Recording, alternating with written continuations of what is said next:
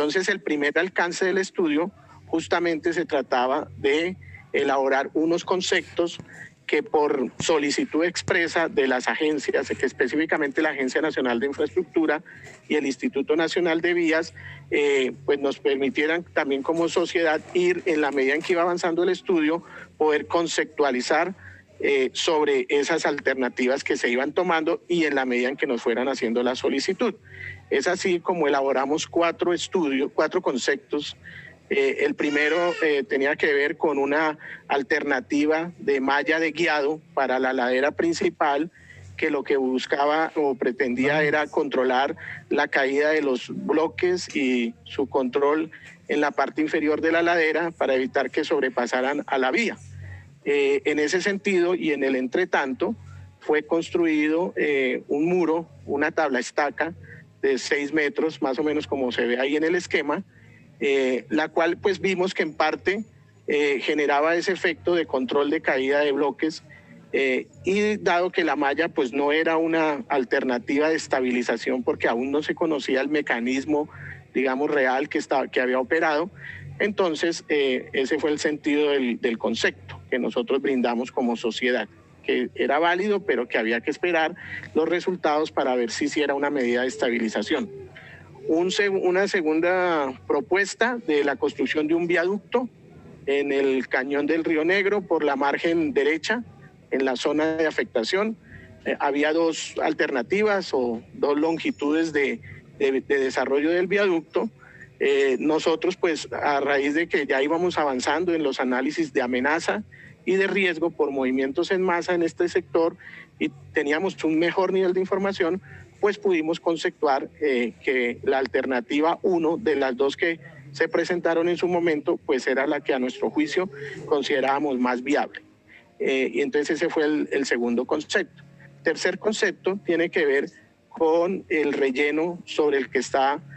apoyado el tramo actualmente de la vía. Todos sabemos que el concesionario, para poder atender la emergencia y poder darle nuevamente apertura a la vía, pues consideró usar el mismo relleno del material que cayó de la parte alta de la ladera y sobre esa poder, por un lado, apoyar la vía y por otro lado, tener el espacio suficiente para construir el tabla estacado. De esa manera, pues nos solicitaron este concepto donde básicamente pues todos sabemos que es una solución temporal, que no es un relleno técnicamente hecho, todo lo contrario, es un relleno heterogéneo y producto de un material de derrubio. Entonces nuestras recomendaciones van hacia las condiciones mínimas que se deben garantizar para que este relleno funcione adecuadamente, sobre todo pues en la temporada invernal que se avecinaría.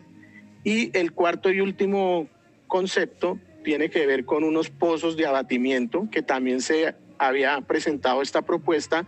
desde el momento pues después de que ocurrió el proceso principal, y pues básicamente ya a la luz de lo que se conoce hoy en día, pues es una propuesta que puede ser viable, pero que habría que revisar con mucho mayor cuidado para ver su efectividad y sobre todo que pues es una propuesta que no necesariamente nos va a generar unas condiciones de estabilidad de toda la unidad geomorfológica, sino que por el contrario podría inducir algunos otros procesos. Entonces, nuestras recomendaciones, que siempre son muy amplias y muy genéricas, van en torno a que se revise con detalle. Bueno, quise hacer un poquito de énfasis en esos conceptos para que se entienda el sentido de ese alcance. El alcance número 2 es el alcance principal del estudio. Tiene que ver justamente con la determinación de las causas que conllevaron a la inestabilidad en el sector del kilómetro 58 para poder pues recomendar acciones de ingeniería que se puedan implementar en el corto, mediano y largo plazo. Y como lo mencionaba el ingeniero Pardo, hicimos también un tercer alcance que era, aunque el proceso fue local, de todas maneras no olvidemos que esto tiene una incidencia en lo regional y que también lo regional incide, por supuesto, en lo local. Entonces era menester estudiar la amenaza, la vulnerabilidad y el riesgo en una zona más amplia. Para ello se asumió o se acogió a un concepto del Servicio Geológico Colombiano, del Corredor Geológico Geotécnico, concepto por demás muy importante para poder ver todo lo que en una franja amplia, ¿sí? Aunque de un ancho limitado, pero bastante amplia en comparación con lo que normalmente se hace los estudios de amenaza en las vías, que es apenas coger un ancho de corredor vial muy mínimo. Aquí este corredor geológico geotécnico puede tener en promedio 1.2 kilómetros de ancho, pues analizando todas esas condiciones que pueden significarle a la infraestructura vial, condiciones de amenaza y generar vulnerabilidad y por lo tanto escenarios de riesgo. Entonces, como pueden ver, son 3 alcances, todos muy robustos, todos con una cantidad de compromisos y de actividades, pero que armónicamente trabajando pudimos como sociedad y con las demás entidades y universidades sacar adelante. Entonces vamos a presentar muy rápidamente el equipo de trabajo que estuvo al frente del estudio. Como habíamos mencionado, la Universidad de los Andes, la Javeriana, la Gran Colombia, las firmas CEI Ambiental, la firma Geoprobe, experta en todo el análisis y modelamiento geofísico, y la firma Cenital, que junto con la firma ACRE nos permitió toda la elaboración de los modelos de elevación digital y el levantamiento del túnel 13 mediante una técnica que se llama LIDAR, que nos permite una altísima resolución. Por parte de la Universidad de los Andes trabajaron básicamente los ingenieros Nicolás Estrada, Miguel Ángel Cabrera y Laura Ibagón. Pues no los puedo leer todos los nombres. Aquí tenemos los profesionales expertos por parte de la Pontificia Universidad Javeriana, todos con título de doctorado y maestría y sobre todo amplia experiencia y gran sentido de compromiso para con el proyecto y por supuesto para con el país. La Universidad de la Gran Colombia, que trabajó en toda la parte del levantamiento de la infraestructura vial, sus obras asociadas, y desarrolló, como también lo mencionaba Germán, la guía metodológica que el Servicio Geológico elaboró para el INVIAS. Aunque se trataba en este caso de una vía de doble calzada, de todas maneras pudimos ser pioneros en la implementación en un proyecto de infraestructura de esta guía por solicitud también del Ministerio del Transporte. Algunos de los profesionales que participaron por parte de la firma CEI Ambiental en toda la caracterización geológica, geomorfológica, procesos de movimientos en masa, morfodinámicos y demás análisis que requirió el estudio. La firma Geoprobe en cabeza del doctor Jorge Alberto Rodríguez, quien además fue asesor integral del estudio, encargado también aquí de elaborar todo el modelo geofísico local en el área de influencia de la terraza de Mesa Grande. Y de la firma Cenital, el ingeniero Sebastián Uribe en todos los modelos de elevación digital. En cuanto a la aproximación al territorio, pues utilizamos una metodología que nos permitiera irnos aproximando desde lo más regional hacia el punto de interés, para precisamente ir acogiendo todos esos elementos más relevantes a la hora de entender. Lo que se trataba entonces era de entender toda la dinámica y todos los elementos que configuraron ese tipo de inestabilidades. Entonces arrancamos pues por reconocer que la vía Bogotá-Villavicencio pues está enmarcada en una zona un poco compleja,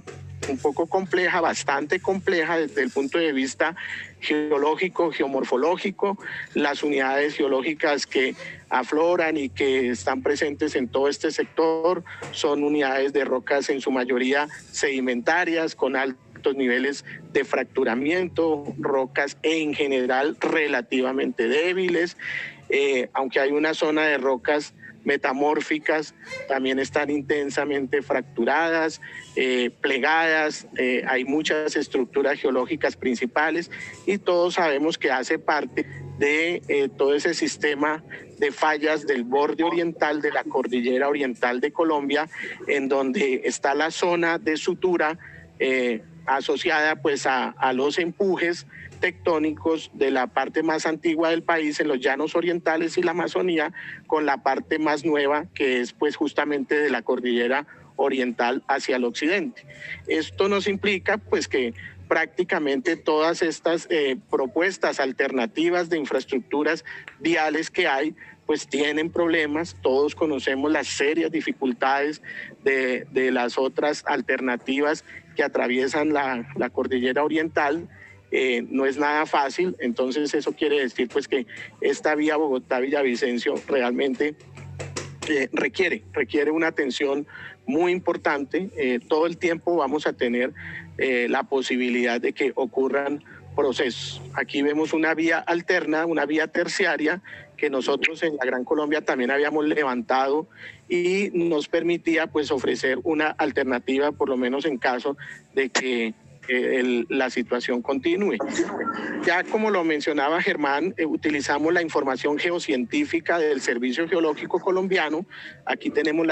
las planchas geológicas a escala 1/100.000, que nos permitió entonces construir este tipo de modelos que ustedes están viendo en pantalla, con toda la distribución de las unidades pues en mayor escala, para que en ese proceso de aproximación progresiva al territorio pues nosotros pudiéramos ir haciendo un refinamiento cada vez mejor. Aquí vemos unidades de rocas sedimentarias en la parte norte, en la parte central son rocas metamórficas de filitas y de esquistos, cuarcitas y demás. Y en la parte sur ya tenemos las cuarzoarenitas y otro tipo de rocas sedimentarias de relativa baja calidad, sobre todo por los ambientes tectónicos. También vemos la cantidad de lineamientos de fallas principales que atraviesan el sector y por supuesto los depósitos de terrazas aluviales y abanicos aluviales, que son los que finalmente se inestabilizan en función de esas intervenciones de ingeniería que muchas veces pues tenemos que hacer atravesando estos materiales. En términos de geomorfología, igualmente vemos la cantidad de unidades geomorfológicas de superficie, constituidas pues por materiales de escarpes, por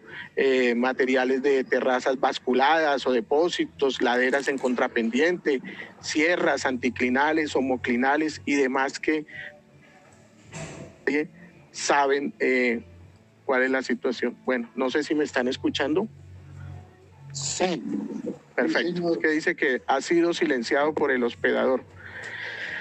Y por supuesto, esto no es ajeno a las condiciones ambientales, particularmente el clima. No, se silenciaron pues todos los micrófonos. Perfecto, muchas gracias.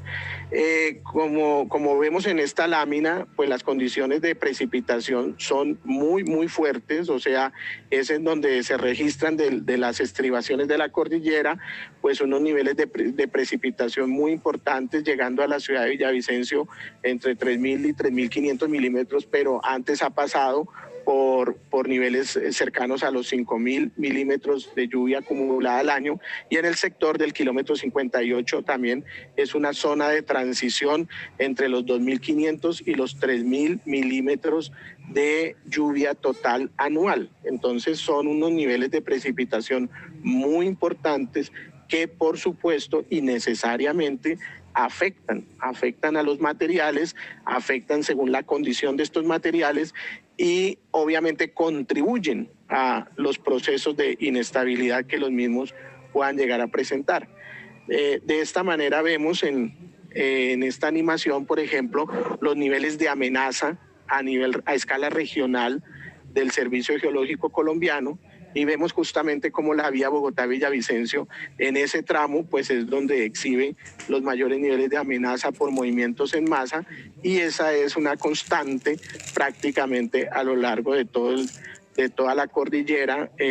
digamos en este sector. En esta lámina igualmente la vemos.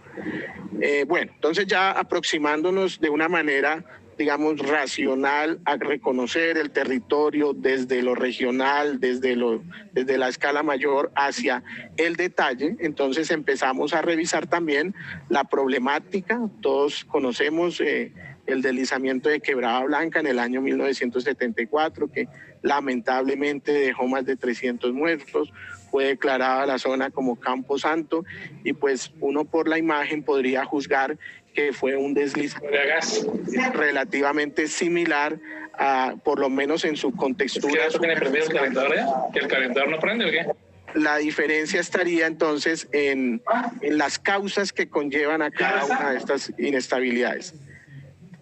Por favor, silenciemos los micrófonos. Sí. El hospedador puede silenciar los micrófonos también. Toca así. Aquí vemos las dos imágenes. Oscar Gómez es la persona que tiene abierto el micrófono. A la izquierda está el deslizamiento de Quebrada Blanca y a la derecha el deslizamiento de Mesa Grande. Este es uno de los videos que nos fue suministrado dentro de la información y dentro de todo el material inicial. Aprovecho para hacer un agradecimiento muy especial a la ANI, que nos ayudó a gestionar toda la información que utilizamos, que empleamos de base, que fue generada por el concesionario y sus empresas de consultoría asociadas. Nosotros queremos hacer aquí un reconocimiento porque la información fue utilizada, fue incorporada debidamente a los estudios, no tuvimos ningún problema. Ya el tema de la interpretación de la data y de las conclusiones a las que cada uno de esos estudios pudo haber llegado y que tuviéramos diferencias con las mismas, eso ya es otra cosa, pero la información sí agradecemos, la reconocemos, exaltamos la labor de la ingeniería colombiana en todo sentido, porque pues digamos nosotros no hubiéramos podido llegar a este resultado si no tuviéramos esa información de base. Aquí entonces vamos a hacer el recorrido ya en cuanto a los resultados, el modelo de elevación digital a escala regional en el corredor geológico geotécnico que iba del kilómetro 40 al kilómetro 70, el mismo fue definido, ese polígono fue definido por el Servicio Geológico Colombiano y pues fue lo que se constituyó en el área de estudio en la escala regional. Obviamente es un modelo tomado de información satelital a los PALSAR, pero nosotros también construimos este tipo de ortofotomosaicos en el kilómetro 46 por solicitud del gobierno. Querían que hiciéramos un énfasis en el 46, en el 64 y por supuesto en el 58, dado pues que son puntos donde con alguna recurrencia se han presentado estos procesos. Posteriormente el Instituto Nacional de Vías ya contrató unos estudios de detalle para el 46 y el 54 que seguramente van a permitir tomar unas acciones de ingeniería muy concretas. Este es el modelo que nosotros desarrollamos para la zona del 58, no solamente el área directa de la terraza, que es donde se ven ahí los galpones, sino que nos fuimos a una extensión mayor para comprender pues también las fuentes de agua, la hidrología, la hidrogeología, la quebrada Perdices. Con base en esto construimos, por ejemplo, este tipo de ortofotomosaicos que también los presentaba nuestro presidente al comienzo, que son ayudas de la tecnología fundamentales, primero para comprender, segundo para tener herramientas de trabajo y poder sobre este tipo de, o con la ayuda mejor de este tipo de modelos de alta resolución, pues se pueden hacer muchísimos análisis, se puede comprender mejor todas las dinámicas. Aquí ya empezamos a ver lo que se hizo en el marco del estudio a partir de la información geológica y geomorfológica del Servicio Geológico Colombiano. Entonces nosotros validamos la información y es el énfasis que ustedes ven ahí de geología, por ejemplo, a escala 1/25.000, en donde ya se establecen con mayor nivel de precisión y obviamente por la escala, pues las estructuras geológicas principales, las unidades geológicas principales, las unidades geomorfológicas, como también la vemos acá. Partimos de la geomorfología 1/100.000 y se hace todo el levantamiento, la verificación y la validación de ese tipo de unidades. En este caso estamos hablando de subunidades geomorfológicas de tipo denudacional, fluvial, estructural, dentro de las principales que se encuentran en el corredor geológico geotécnico de interés. Para el sitio del sector del kilómetro 58 también desarrollamos a partir de la geología 25.000 que nosotros habíamos validado en la primera parte del estudio, pues validamos y configuramos un modelo geológico de ingeniería con el suficiente detalle a una escala 1/2000 que nos permitiera entonces una mejor comprensión de los materiales, de las unidades geológicas de ingeniería, de sus características de ingeniería, vuelvo, insisto, para ver condiciones de resistencia, de rigidez, de fracturamiento y demás, que nos permitieran entonces luego configurar conjuntamente con la exploración del subsuelo, pues los modelos geomecánicos que íbamos a emplear en la fase de análisis de inestabilidad. Igual procedimos con la geomorfología, partiendo de la geomorfología o de las subunidades geomorfológicas a escala 1/25.000. Esto nos permitió entonces establecer un modelo geomorfológico de unidades, de elementos geomorfológicos en escala 1/2000 en el entorno directo de la terraza de Mesa Grande, y así una validación de las estructuras principales, de modo que nuevamente tuviéramos toda la base conceptual y los insumos necesarios para poder no solamente comprender la fenomenología de inestabilidades, sino también abordar el tema de los mapas de amenaza, de vulnerabilidad y de riesgo que nos hayamos comprometido en el marco del estudio. Esto es finalmente como queda las unidades geológicas superficiales, que es el insumo por movimientos en masa del corredor geológico. Aquí ya tenemos lo que son suelos transportados, suelos residuales, roca de regular, de baja o de buena calidad, que son algunos de los atributos que este tipo de zonificación requiere para luego entonces llegar al nivel de detalle en el área de influencia directa de la terraza, en donde además ya tenemos unidades como depósitos antrópicos, depósitos de gravedad y ladera, depósitos aluviales, por supuesto con todas sus características propias a nivel de ingeniería, para poder involucrarlas en los análisis, en los modelos geomecánicos y en los análisis de estabilidad.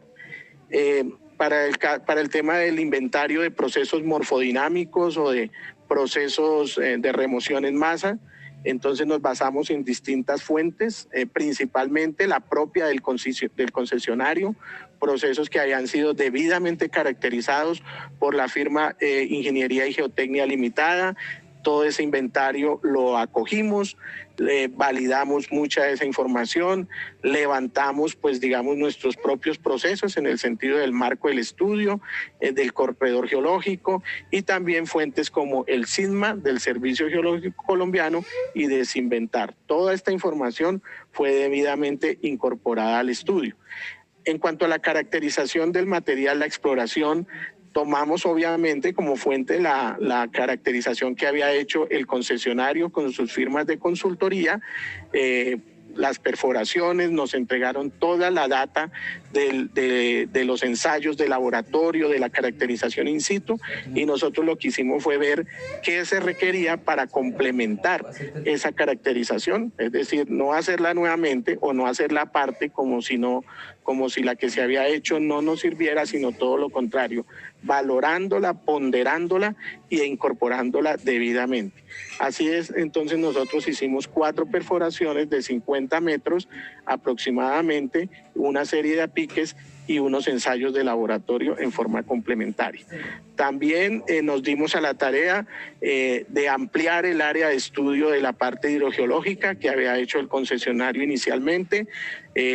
Por supuesto, tomamos todos los resultados de ese estudio que se hizo en la zona específica de la terraza, con unas consideraciones muy importantes. Nosotros ampliamos para ver todo el tema de las fuentes de agua, cuál era la incidencia real de la quebrada Perdices, que es el afluente principal ahí en ese sector, el caño seco, pues realmente qué incidencia podían tener las aguas de infiltración que venían también de la parte alta de la terraza, y construimos este tipo de mapas de unidades hidrogeológicas. Aquí está el tema de la exploración que nosotros desarrollamos, las perforaciones, los apiques. Hicimos una perforación también dentro del túnel 13 a efectos de verificar la profundidad del basamento rocoso, y una intensísima campaña de exploración geofísica que permitió la construcción de un modelo muy robusto y muy detallado que nos permitió realmente elaborar un modelo geomecánico bastante sofisticado, por decirlo de alguna manera, para los análisis de estabilidad. Acá también se empleó la información de los estudios previos y se adicionaron ensayos de downhole, 4 ensayos, 1 en cada perforación, ensayos de sondeos eléctricos verticales con unos arreglos que nos permitieran tener una mayor resolución, los ensayos SPAC, que son ensayos también de propagación de ondas, y unos ensayos de vibraciones ambientales que permitieron poner a vibrar toda la terraza en su modo natural de vibración y ver de esta manera en qué zonas había mayor concentración de energía, bien sea por energía disponible o energía ya gastada asociada a procesos internos de degradación de materiales. Igualmente, las líneas de resistividad eléctrica y todas las configuraciones que se requirieran para validar algunas características, inclusive estructurales, que se requerían por parte del área de geología del proyecto. Aquí les presento lo que es el modelo geofísico. Justamente la información que ustedes ven allá en el fondo es la geofísica que había hecho en parte la concesionaria y sus firmas especializadas, y luego la que nosotros complementamos en el marco de este estudio para poder configurar ese modelo que les comentaba, que pues a mi juicio, la verdad, es uno de los modelos más complejos y completos que hemos podido desarrollar y que nos aportó unas luces muy importantes para la comprensión de los fenómenos. Ya hablándolo un poco en forma más concreta, la zonificación de la amenaza por movimientos en masa en la escala regional en el corredor geológico, pues siguiendo los lineamientos de las guías del Servicio Geológico, obviamente haciendo pues también nuestra propia interpretación, implementando las metodologías que más se adecúan a las condiciones del territorio que conocíamos pues relativamente bien, y también en términos de ese limitante que teníamos del tiempo, ¿sí? Pues esto se nos volvió un reto. Prácticamente mucha gente nos decía que no íbamos a alcanzar en ese tiempo a hacer un trabajo lo suficientemente de detalle y completo, y pues gracias al trabajo arduo de las firmas que nos acompañaron en esto, prácticamente nosotros no tuvimos vacaciones, solamente descansamos si acaso un rato el 31 de diciembre y el 1 de enero, de resto todo el tiempo estábamos dedicados a este trabajo. En cuanto a la vulnerabilidad, aquí sí quiero hacer un reconocimiento muy especial a la Universidad de la Gran Colombia, porque implementó una guía metodológica que nosotros fuimos pioneros en esta implementación. Claro, ya se habían hecho unos pilotos previos para expedir la guía,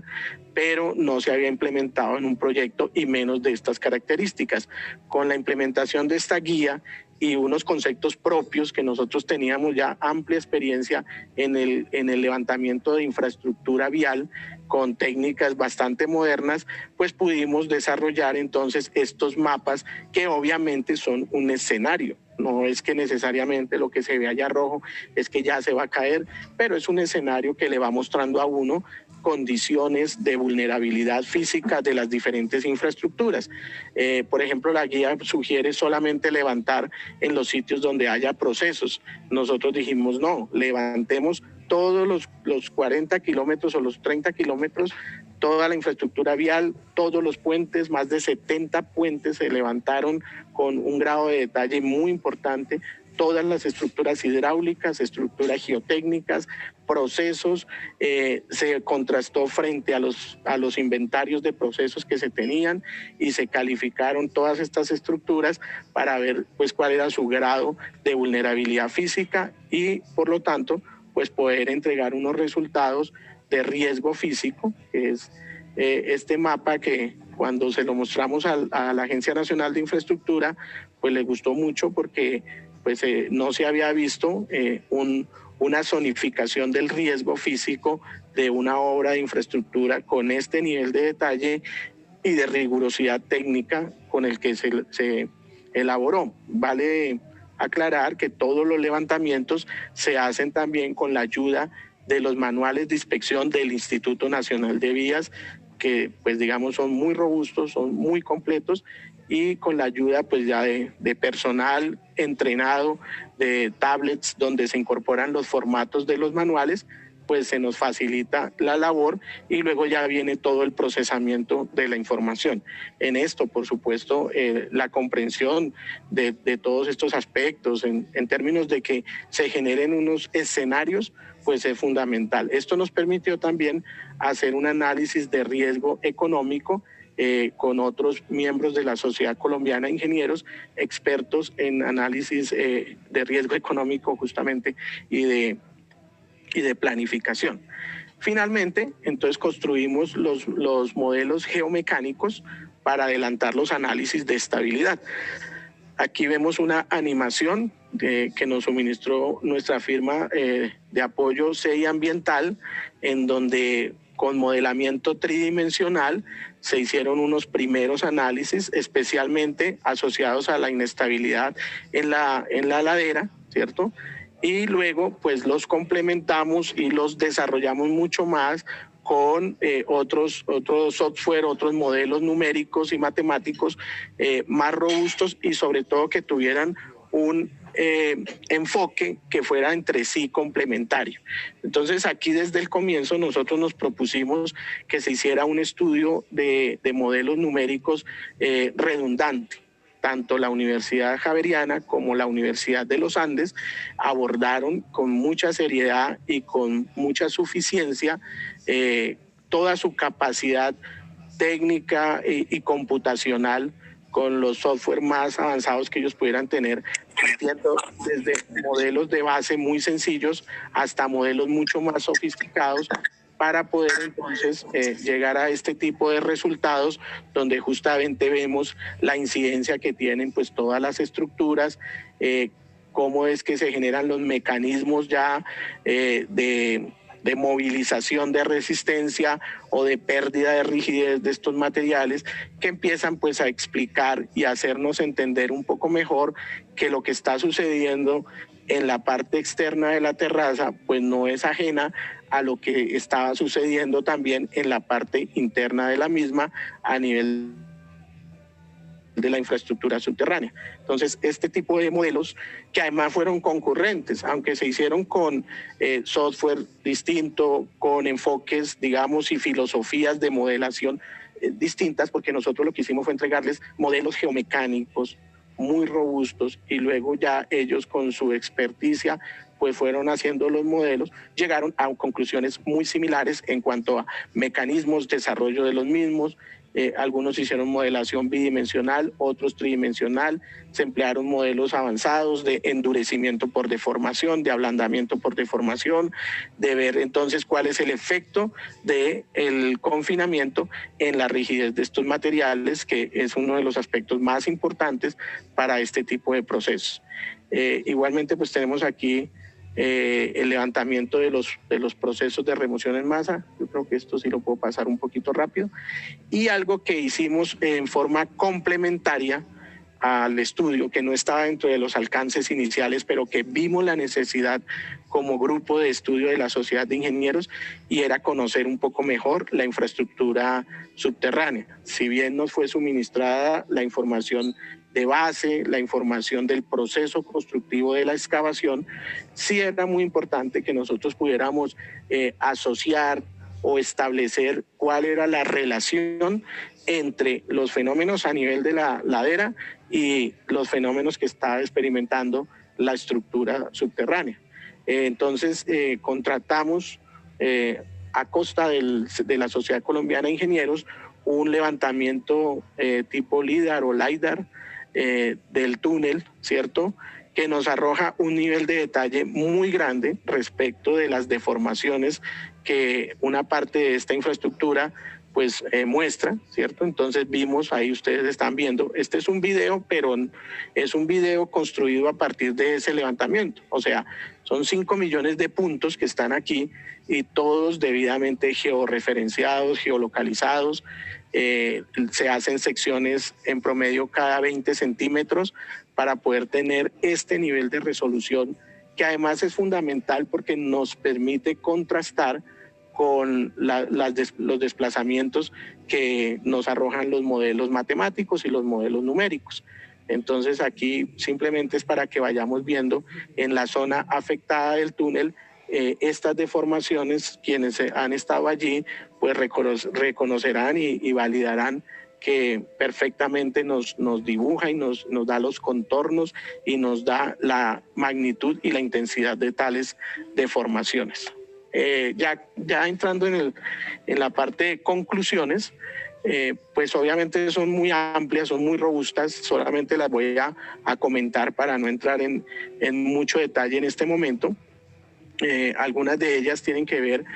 con los efectos asociados a intervenciones de la terraza. Entonces, nosotros lo que dijimos fue, vamos a analizar y a derivar estas conclusiones a partir de escenarios antes de las estructuras existentes, o sea, antes de la vía, antes del túnel y antes de la industria avícola en la parte de arriba, luego un escenario ya con la influencia de estas estructuras y un escenario a futuro. Entonces, este es el primer escenario donde obviamente los modelos hidráulicos e hidrológicos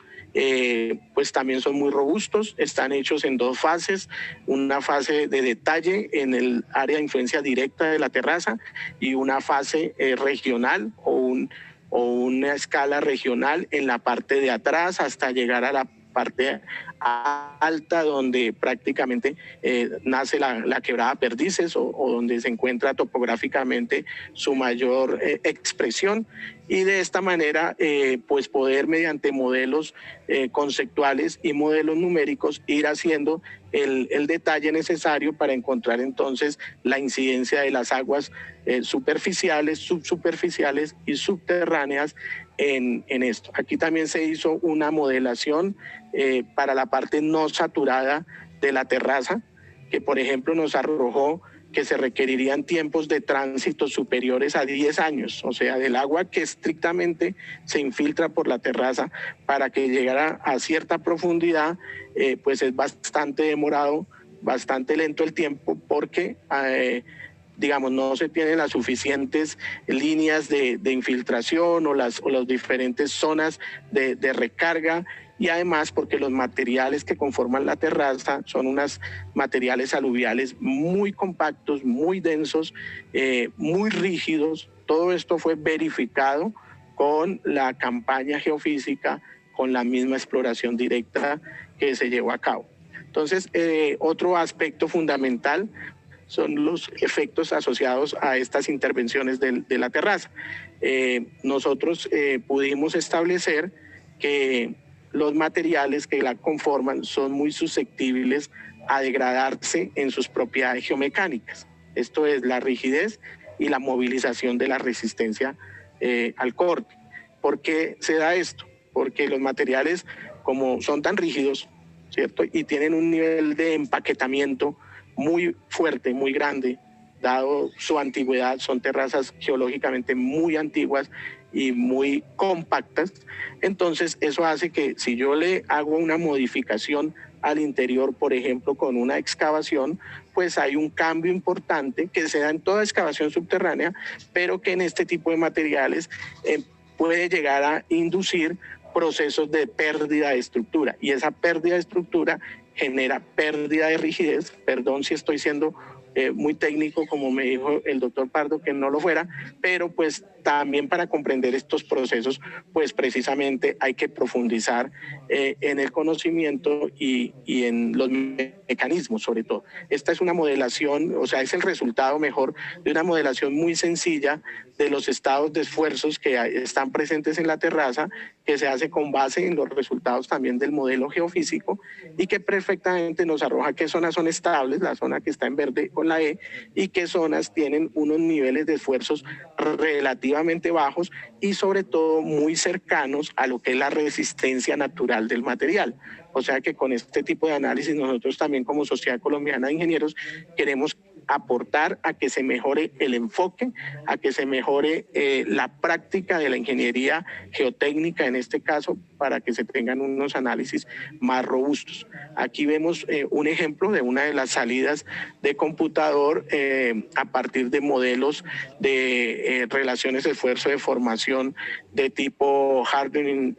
Story Model, que permite entonces tener en cuenta ese nivel de confinamiento o esa pérdida de confinamiento en la generación de mecanismos de falla y de movilización de resistencia, aunque obviamente hacemos la aclaración, como lo dice ahí en el texto, que si bien estos enfoques y modelos llegaron a estas conclusiones, pues de entrada tampoco es tan fácil poder establecer que esto va a ocurrir. Estos fenómenos se dan con el tiempo, ¿sí? Son fenómenos progresivos que van evolucionando con el tiempo, y más en este caso, donde durante la construcción del túnel, pues prácticamente no se registró mayores deformaciones. Entonces, de alguna manera, pues eso a cualquier constructor de túneles le otorga mucha tranquilidad, que no hayan convergencias excesivas o que no hayan derrumbes o colapsos internos, y pues él sigue avanzando, pero los fenómenos también siguen evolucionando y van progresando con el tiempo. Eso es importante que nos quede claro a todos. Ya aquí vemos simplemente otros aspectos del análisis de las velocidades de onda, desde la parte alta, la parte baja de la terraza, la cota a nivel de la ladera, a nivel del túnel, el basamento rocoso que está muy cercano pues a la vía, a la rasante, y abajo está la línea del Río Negro, y vemos también un bajonazo o una caída importante en donde el túnel justamente también tiene una deformación más importante. O sea, no es un fenómeno que se haya dado extensivo a lo largo de toda la infraestructura, sino que se localizó también en los últimos 190 metros de esta infraestructura, pues más cerca hacia el portal de salida, en el portal 26. Aquí vemos parte de la modelación de los estados de esfuerzos. Entonces, cuando uno hace la contrastación entre estados de esfuerzos y resistencia de los materiales, pues empieza a ver que si esos estados de esfuerzo se aproximan a la resistencia, eso implica que el factor de seguridad empieza a verse comprometido. Pero llegar a estos análisis, digamos, no es que sea tan complicado, pero tampoco es tan obvio, y ahí requerimos un inmenso aporte para que la ingeniería geotécnica empiece a hacer con mayor juicio la evaluación de los estados de esfuerzos de las masas rocosas a nivel de estudios de factibilidad, de prefactibilidad y de factibilidad. Aquí vemos en esta imagen una clarísima relación. En la parte izquierda están las curvas de nivel de la terraza, está el deslizamiento, en la parte de abajo se ve el túnel, perdón, en la parte de abajo se ve el río, luego se ve la vía, ¿cierto? Ahí la ven ustedes, coincidiendo con la parte baja del proceso, y se ve el túnel. Y vemos que la zona más afectada del túnel, pues justamente coincide con la zona de menor confinamiento, tanto lateral como vertical. Y en la parte de la derecha vemos entonces la topografía justamente sobre la cota del túnel, y vemos aquí los más o menos 20 metros del proceso superficial, que obviamente a su vez también le resta confinamiento a la estructura, y vemos como la cota de la corona, como teníamos el levantamiento LIDAR, pues podíamos hacer todo este nivel de detalle, y justamente como esos 190 metros aproximadamente son los que más se afectan, y en esa misma distancia o longitud coincide más o menos con el ancho del proceso en la ladera, a la misma cota a la que está el túnel. Entonces, pues esto no puede ser un tema de coincidencias ni de casualidades, sino que es un tema de mecanismos que operan y que hay que hacer el esfuerzo por comprenderlos. De alguna manera, entonces, esta lámina pues es la portada de mi tesis de doctorado en la Universidad Nacional, en donde pudimos establecer cómo en el caso de rocas lodosas, lutitas, estos mecanismos son muy comunes, en donde se desestructura el material y hay una pérdida de rigidez, justamente algo similar a lo que vemos en este caso, es decir, que los procesos empiezan es de adentro hacia afuera, y no necesariamente de afuera hacia adentro, aunque obviamente hay contribuyentes. Bueno, ya casi para terminar, entonces tenemos la condición a futuro, los mapas de amenaza, pues con todo el detalle de distancia de viaje, en el caso del material que se desplaza, en el caso de los bloques que caen, se evaluaron todas estas condiciones, en el caso del proceso, pues hasta dónde puede llegar a avanzar, y se definen los mapas de amenaza para que conjuntamente con las condiciones de vulnerabilidad de la vía y sus diferentes sectores, pues se puedan dar los escenarios de riesgo. Ya para terminar, entonces, tenemos las recomendaciones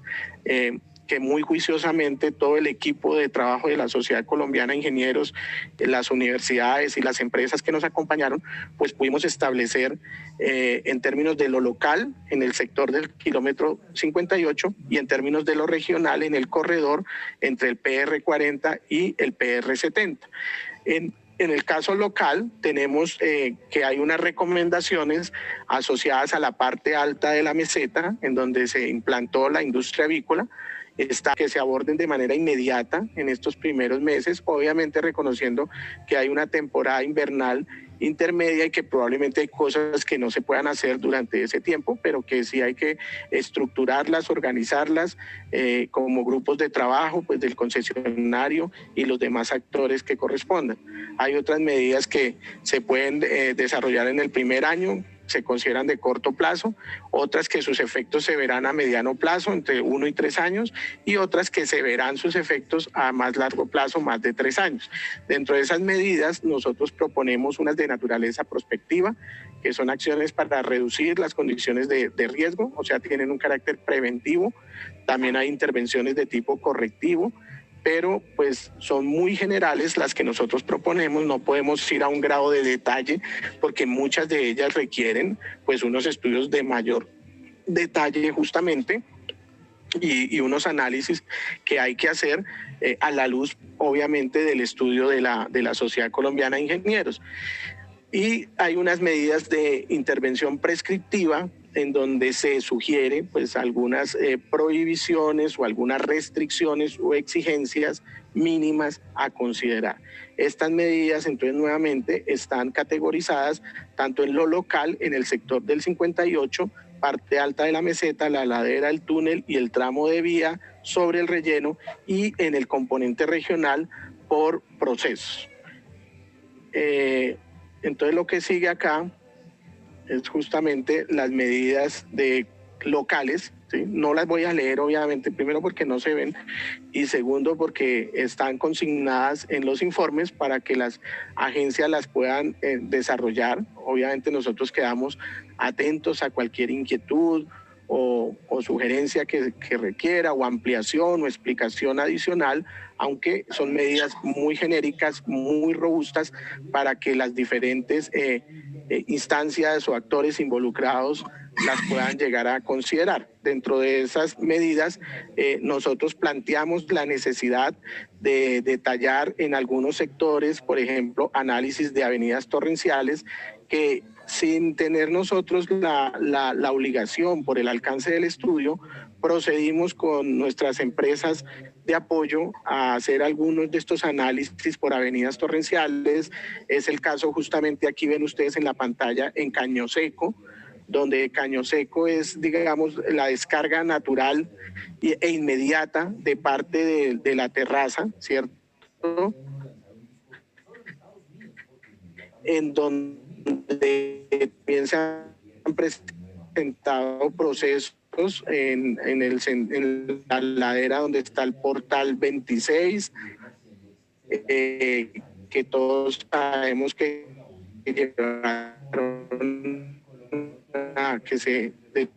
destruyera un puente que unía los dos portales, mejor los dos túneles.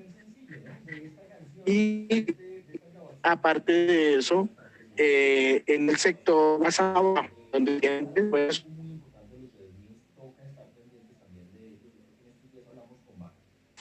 No se oye.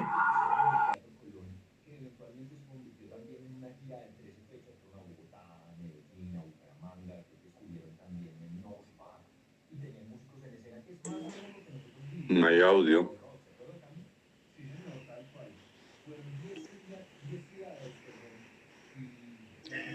Quedamos en silencio. Al parecer el ingeniero Mario Camilo tiene un problema con la conexión. Ya esperamos que él se vuelva a conectar.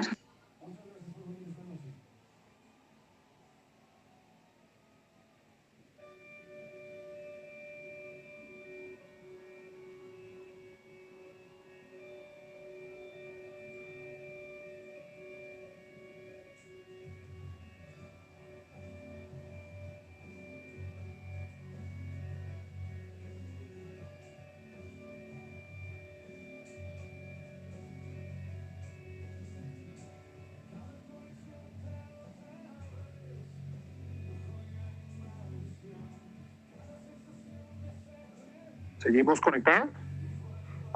Sí, él está ahí tratando de conectarse.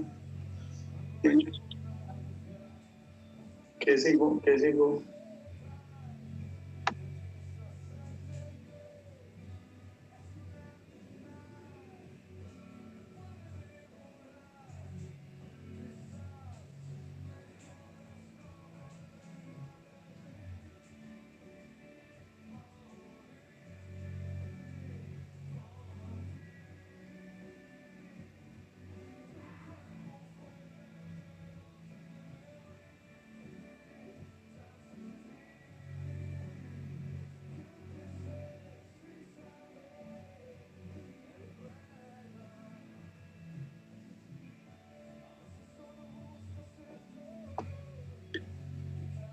Mientras Mario Camilo se conecta,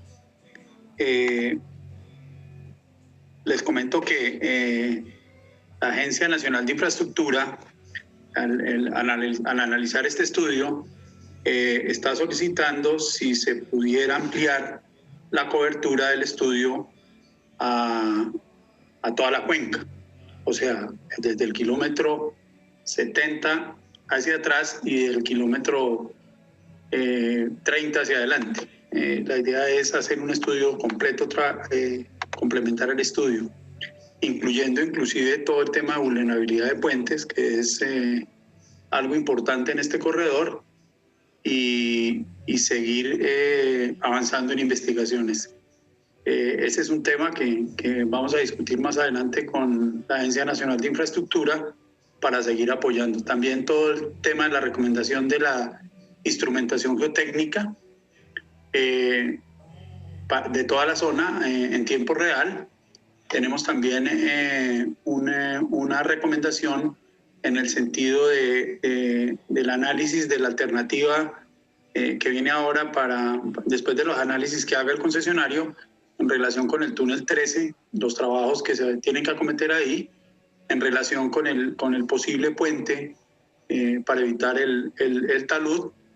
o alguna alternativa pues que se pueda analizar. En ese sentido, pues ya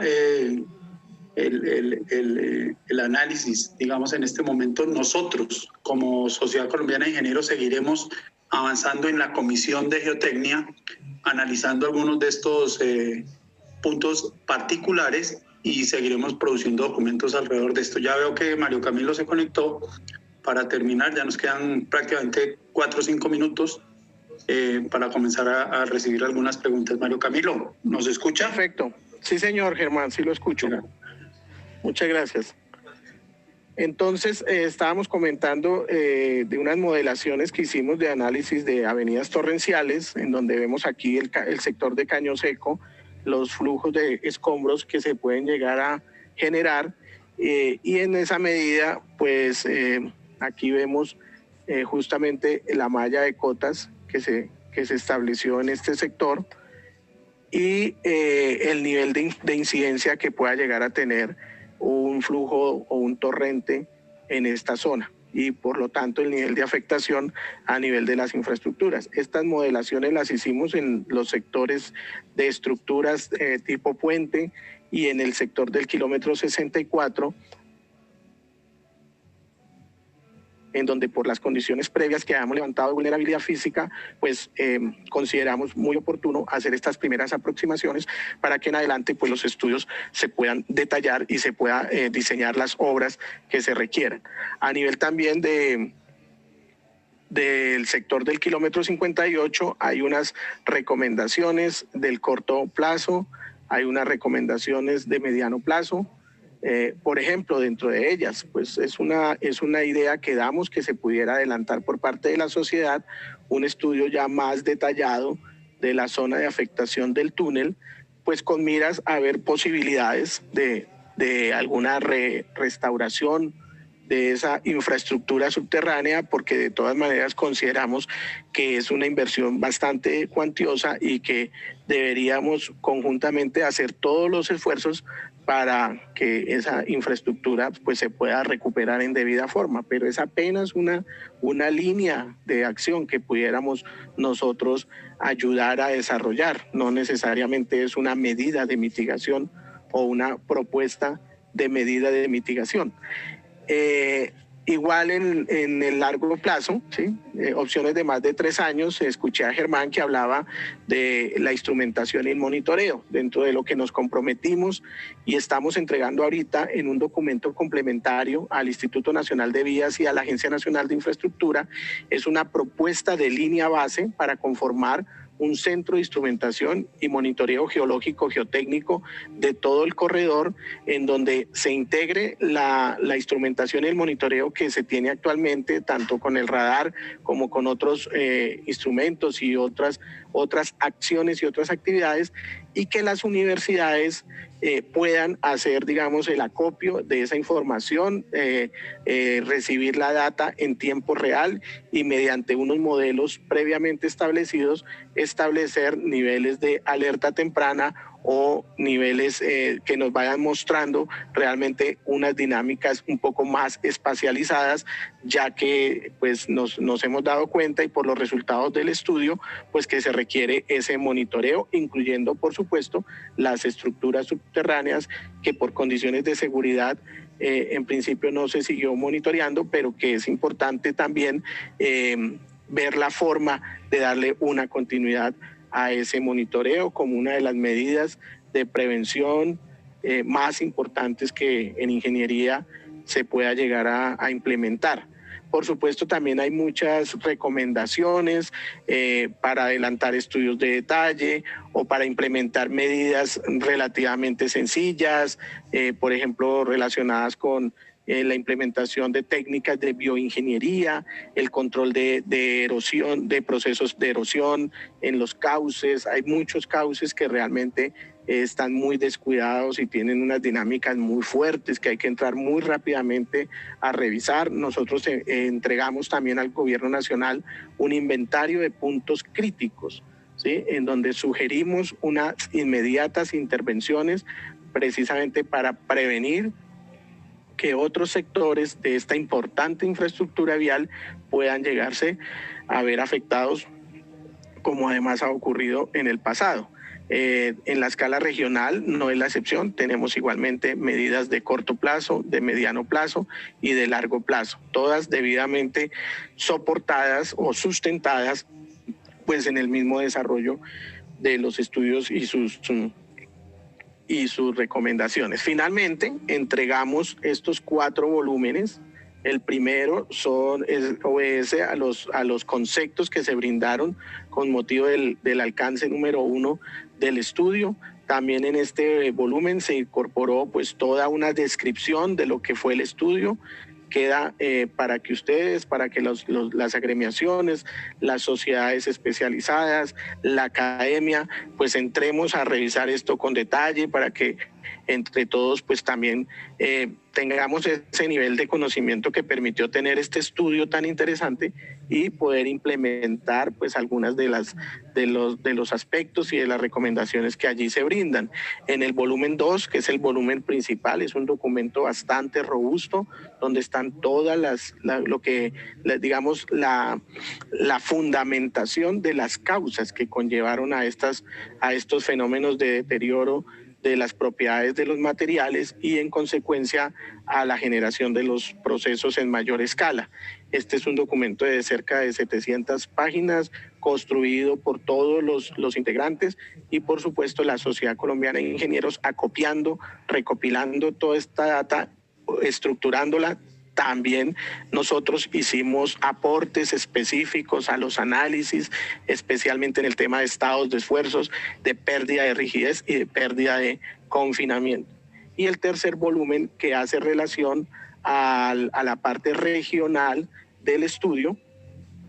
en donde se tienen todas las metodologías que conllevaron a la zonificación por amenaza, por vulnerabilidad y por riesgo de la infraestructura vial, también como un aporte para que en lo sucesivo se incorporen los estudios de riesgo de una forma decidida en los proyectos, en general en todos los proyectos de infraestructura, pero aquí hay un ejemplo aplicado y práctico para proyectos de infraestructura vial. Y finalmente, hoy tenemos el compromiso de entregar este documento complementario en donde lo que hacemos es ahondar y profundizar en el tema de las medidas de mitigación, en el tema de la línea base del Centro de Instrumentación y Monitoreo que le estamos recomendando a las agencias del gobierno, no solamente para esta vía, sino que podría ser ejemplo para otros corredores viales en donde se cuente pues con condiciones de amenaza y de riesgo de complejidad similar o mayor, y también ahondamos un poco en análisis complementarios de avenidas torrenciales, de geofísica, algunas precisiones que se hacen, y se generó una nueva versión ajustada de todos los mapas, tanto a la escala local como en la escala regional, en donde se incorporaron algunas observaciones que muy amablemente nos planteó el equipo técnico del Instituto Nacional de Vías, que fue pues digamos nuestro supervisor, a quien agradecemos ampliamente por todo ese trabajo mancomunado que se hizo durante cerca de 5 meses en total, y por supuesto con el apoyo también del Servicio Geológico Colombiano, que si bien por unas condiciones internas no pudo desarrollar componentes propios del estudio como era la idea y era lo proyectado al comienzo en la parte sobre todo de geología regional, sí estuvo muy atento, nos brindó también mucha información de base, los informes que ellos habían elaborado en el marco del PMU, y también aportó desde la supervisión porque apoyó al Instituto Nacional de Vías en este tema. Pues prácticamente yo con esto termino la presentación, Germán, y estimada audiencia, no sin antes pues comentar que fue un reto muy grande, o sea, de entrada poner de acuerdo a universidades y a escuelas de ingeniería tan prestigiosas como las que participaron, más las firmas de consultoría. No era nada fácil, la verdad fue muy complejo esa labor de articulación de todos los procesos, todos en simultáneo. Prácticamente tratamos de no dejar cabos sueltos porque el compromiso con el gobierno nacional y con el país era muy grande, y pues de verdad que estamos muy contentos con este estudio, con los resultados. También queremos agradecerle a la interventoría del proyecto, a los asesores de la interventoría con quienes intercambiamos muchos conceptos, muchas ideas. Ellos también nos hicieron una presentación de su estudio, de sus conceptos. Entonces creo que como país, como sector de la infraestructura del transporte en el país, pues podemos entregar estos estudios. Seguramente habrá mucho más por profundizar, por dilucidar, por plantear, pero es una base muy importante y que también más adelante nos permite mejorar, digamos, institucionalmente los niveles de los estudios previos, de la línea base, de las especificaciones técnicas y sobre todo de las consideraciones que haya que hacer hacia el futuro en estos proyectos que son muy complejos y que por supuesto partimos de la base de que nadie pretende hacer las cosas mal, sino que son verdaderamente retos que la ingeniería y la geología en particular pues nos plantean a la ingeniería. Entonces yo termino con esto, les agradezco muchísimo la atención, lamento las 2 o 3 interrupciones que hubo por caída de la red, pero bueno, espero que haya quedado lo suficientemente clara la idea y quedamos atentos a absolver algunas preguntas